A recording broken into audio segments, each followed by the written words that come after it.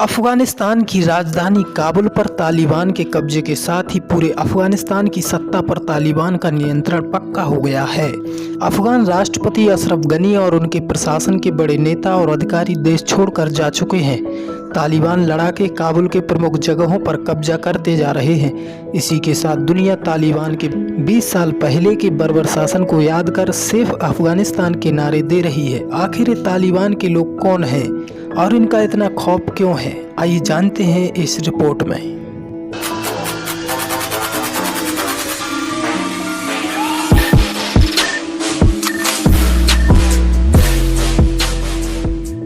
देश को मझधार में छोड़कर भले ही राष्ट्रपति अशरफ गनी के लोग भाग गए हों, लेकिन सेना एयरफोर्स के लोगों के लिए तालिबान के शासन में रहना मौत के खेल से कम बिल्कुल नहीं है।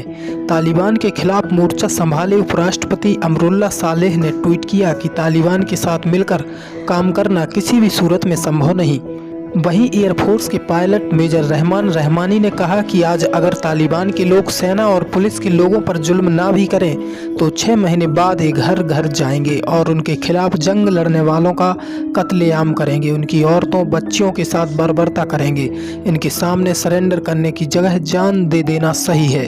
अफगान की महिला फिल्म मेकर साहिरा करीमी का एक वीडियो सोशल मीडिया पर लाइव हुआ, जिसमें वह तालिबान की एंट्री के बाद काबुल छोड़कर जाती दिखी और दुनिया से अफगान लोगों को बचाने की गुहार लगाती दिखी।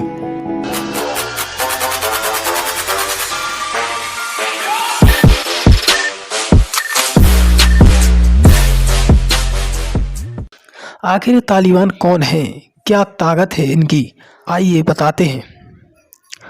अफगानिस्तान से रूसी सैनिकों की वापसी के बाद 1990 के दशक की शुरुआत में उत्तरी पाकिस्तान में तालिबान का उभार हुआ था। पश्तो भाषा में तालिबान का मतलब होता है छात्र, खासकर ऐसे छात्र जो कट्टर इस्लामी धार्मिक शिक्षा से प्रेरित हों। कहा जाता है कि कट्टर सुन्नी इस्लामी विद्वानों ने धार्मिक संस्थानों के सहयोग से पाकिस्तान में इनकी बुनियाद खड़ी की थी। तालिबान पर देवबंदी विचारधारा का पूरा प्रभाव है। तालिबान को खड़ा करने के पीछे सऊदी अरब से आ रही आर्थिक मदद को जिम्मेदार माना गया था। शुरुआती तौर पर तालिबान ने ऐलान किया कि इस्लामी इलाकों से विदेशी शासन खत्म करना, वहां शरिया कानून और इस्लामी राज्य स्थापित करना उनका मकसद है। शुरू में सामंतों के अत्याचार, अधिकारियों के करप्शन से आजीज जनता से तालिबान में मसीहा देखा और कई इलाकों में कबायली लोगों ने इनका स्वागत किया, लेकिन बाद में कट्टरता ने तालिबान की लोकप्रियता भी खत्म कर दी। लेकिन तब तक तालिबान इतना पावरफुल हो चुका था कि उससे निजात पाने की लोगों की उम्मीद खत्म हो गई। शुरुआती दौर में अफगानिस्तान में रूसी प्रभाव खत्म करने के लिए तालिबान के पीछे अमेरिकी समर्थन माना गया, लेकिन 9/11 के हमले ने अमेरिका को कट्टर विचारधारा की आंच महसूस कराई और खुद इसके खिलाफ जंग में उतर गया। लेकिन काबुल, कंधार जैसे बड़े शहरों के बाद पहाड़ी और कबायली इलाकों से तालिबान को खत्म करने में अमेरिकी और मित्र देशों की सेनाओं को पिछले 20 साल भी सफलता नहीं मिली। खासकर पाकिस्तान से सटे इलाकों में तालिबान को पाकिस्तानी समर्थन ने जिंदा रखा और आज अमेरिकी सैनिकों की वापसी के साथ ही तालिबान ने फिर सिर उठा लिया और तेजी से पूरे अफगानिस्तान पर कब्जा कर लिया। तालिबान का नेता कौन है? तालिबान कट्टर धार्मिक विचारों से प्रेरित कबायली लड़ाकों का संगठन है। इसके अधिकांश लड़ाके और कमांडर पाकिस्तान अफगानिस्तान के सीमा के इलाकों में स्थित कट्टर धार्मिक संगठनों में पड़े लोग, मौलवी और कबायली गुटों के चीफ हैं। घोषित रूप से इनका एक ही मकसद है पश्चिमी देशों का शासन से प्रभाव खत्म करना और देश में इस्लामी शरिया कानून की स्थापना करना। पहले मुल्ला उमर और फिर 2016 में मुल्ला मुख्तार मंसूर की अमेरिकी ड्रोन हमले में मौत के बाद से मौलवी हिबतुल्लाह अंजुखादा तालिबान का चीफ है। वह तालिबान के राजनीतिक, धार्मिक और सैन्य मामलों का सुप्रीम कमांडर है। हिबतुल्लाह अंजुखादा कंधार में एक मदरसा चलाता था और तालिबान की जंगी कार्रवाइयों के हक में फतवे जारी करता था। 2001 से पहले अफगानिस्तान में कायम तालिबान की हुकूमत के दौरान वह अदालतों का प्रमुख भी रहा था। उसके दौर में तालिबान ने राजनीतिक समाधान के लिए दोहा से लेकर कई विदेशी लोकेशंस पर वार्ता में भी हिस्सा लेना शुरू किया।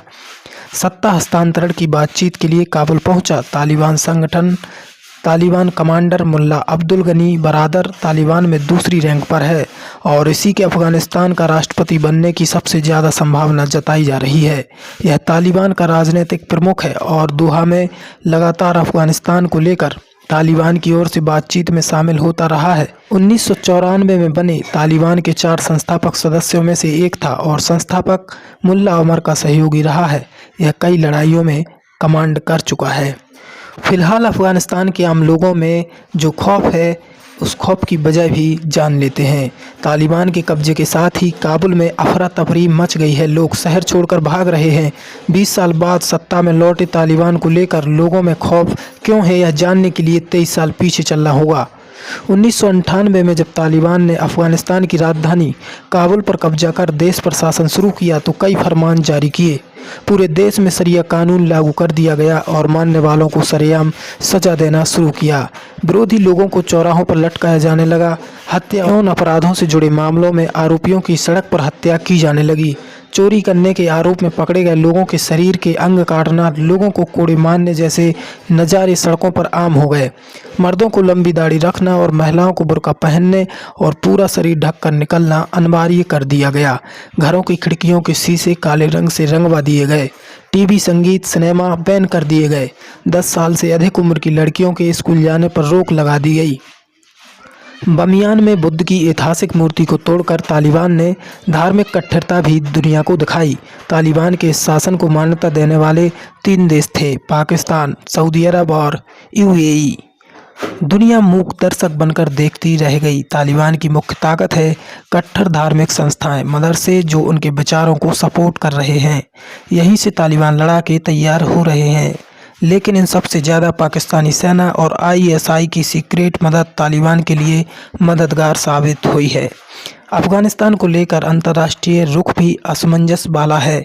अमेरिका और मित्र देशों की सेनाओं की वापसी के ऐलान ने अफगानिस्तान को जैसे थाली में परोसकर तालिबान के सामने पेश कर दिया। रूस तालिबान को लेकर बहुत स्पष्ट नहीं है।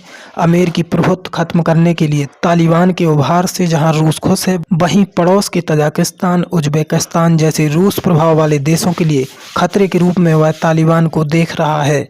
पाकिस्तान तालिबान के पीछे है और ऐसे में चीन को भी तालिबान शासन में अफगानिस्तान में प्रभाव बढ़ने की संभावना दिख रही है।